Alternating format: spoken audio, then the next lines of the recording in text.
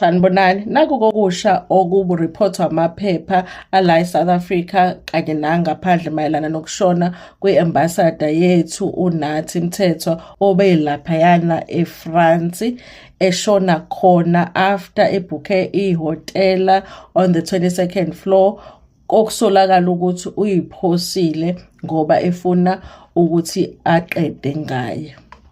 Kuthiwa-ke ama-authorities ase-France ahambile-ke ayokwenza ama-investigation khona laphayana ehhotela la kwehle khona isehlakalo.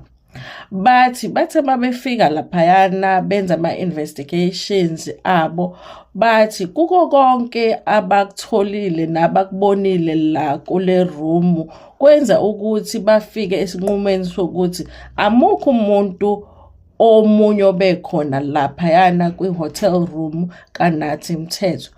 Bathi ayikho into ekhombisa ukuthi kuke wangena omunye umuntu kuleliya room, kanti-ke naphakathi erumini ayikho into ekhombisa i-struggle, mhlawumbe izinto ey'wile, mhlawumbe kushwabene embhedeni kwadonswa amawindi, mhlawumbe ikhethini elidonsekela. Sengisho nje ukuthi anything engakhombisa ukuthi yazi ukuthini la bekunabantu ababili abebedonsisana or abebelwa, mhlambe kwakhona ophuma ngewindi okwakhona ophushwa ngewindi, or mhlambe ethi uyabaleka. Kuthiwa ayikho into ekhombisa ukuthi khona omunye umuntu obekhona laphayana kuleya room before uNathi or after uNathi esephosekile laphayana ewindini. Bathi futhi la erumini ayikho into mhlambe ebikhombisa ukuthi uke waphuza mhlambe imithi ethile, mhlambe amaphilisi athile, kanti-ke bathi nalokuyana sizokuthola, niyayibona lokuyana sizokuthola, bathi akukho nje nhlobo. Uyabona, kusho ukuthi uXolani uma engaya kulela room ngeke aze athole lutho olukhombisa ukuthi mhlasimbe uNathi uke wayithatha into ethile, mhlambe wasanganelwa ikhanda wayiphosa. Bathi nje cha, akho medication, ayikho impahla leyana kaXolani kasizokuthola, kanti-ke futhi bathi ayikho isayini ukuthi khona abantu abake babangisana la erumini or abalwile la erumini ukuze uNathi aphoseke laphayana ewindini. Khona-ke kodwa okunye oku-interesting abakutholile, bathi laphayana, khumbula ukuthi bathi leli window aphume ngalo uNathi alivulwa normally, and then bathi futhi kune-safety bani yakhona evala eyenzela ukuthi kuthi ngci ngempela kube nzima ukuthi ulivule iwindi mawufuna ukulivula. Bathi-ke lapho leyo safety what yokuthi libambe iwindi phela lithi ngci, ngiyacabanga ukuthi vele emahhotela phela abantu bahlezi befika befuna ukuyibulala ngomuntu engafuna ukuyibulalela ekhaya, so fanele benze sure ukuthi akulula ukuvula amawindi ale phezulu, uyabo. Bathi leyo nto ibigudluziwe, kodwa futhi khona la eduze newindi bekunesikele abacabanga ukuthi isona esisetshenziswe uyena uMnumzane uMthethwa ukuthi avule leyo safety bani eqinile engavuleki kalula ukuze aliphushe iwindi alivule bese yaphuma ngalo. So okusha ukuthi bathi omunye umuntu akaze azabe khona kulela room, and iwindi sebebonile ukuthi engazi ukuthi usebenzisa isikele ethizeni ukuthi alivule ngoba kulona iwindi elivuleka kalula. Okunye-ke abakhuluma ngakho manje emaphepheni ukuthi i-room leli uMnumzane uMthethwa belibhukhile laphayana ehhotela, ubelibhukhe kwihhotela abathi it's the tallest eParis.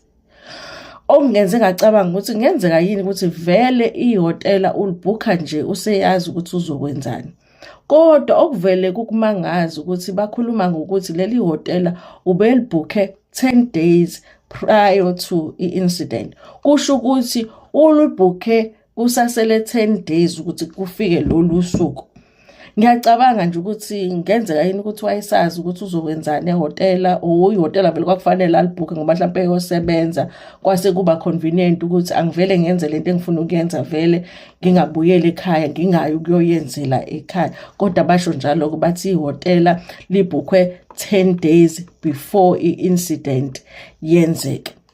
Ama-timelines kasafana nje ukuthi kusho ukuthi ngoMsombuluko unkosikazi wathola umyalezo later on from uNathi, and then kusho ukuthi mhlambe yena lento uyenze ekseni kakhulu ngoLesibili Kodwa-ke kuthathe isikhathi ukuthi abantu bamthole uNathi la bekhona ngoba ubengasatholakali emafonini. Okunye-ke futhi ongasingasho nje ukuthi ku-strange ukuthi bathi ifoni yakhe igcine ukusebenza ekude nehhotela. Njengokuthi nje mhlampe ngizoba lana ngefoni yami bese iyavaleka, bese mina mhlampe ngiyasuka la ngiyale ku-Pinetown ngiyokwenza leyo nto engizoyenza. So ifoni igcine ukusebenza very far from ihhotel.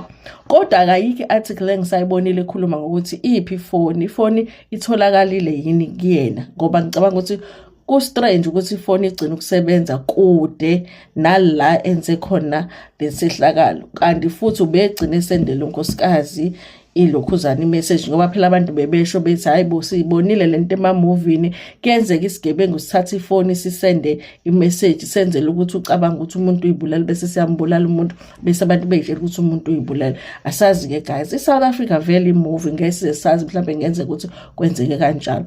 Izinto engikhuluma ngazo mina kuma-video kusuke kuyizinto engiyifundile ephepheni thile. Le story lesi ngisifunde kwi-Daily Maverick, nawe nje ungayingenela uyifundela ama-articles akhona kunokuthi ule uya la kwi-comment section umtshela ukuthi wena usithathaphi leso story. Mina ngisuke ngixoxela abantu abanqenayo ukufunda abafuna ukuza la bazolalela. So ungasibakeli-ke nje sicefe kwi-comment section kusitshela ukuthi thina sixoxela thina, wena hamba ufunda istory. Ngiyabonga kakhulu.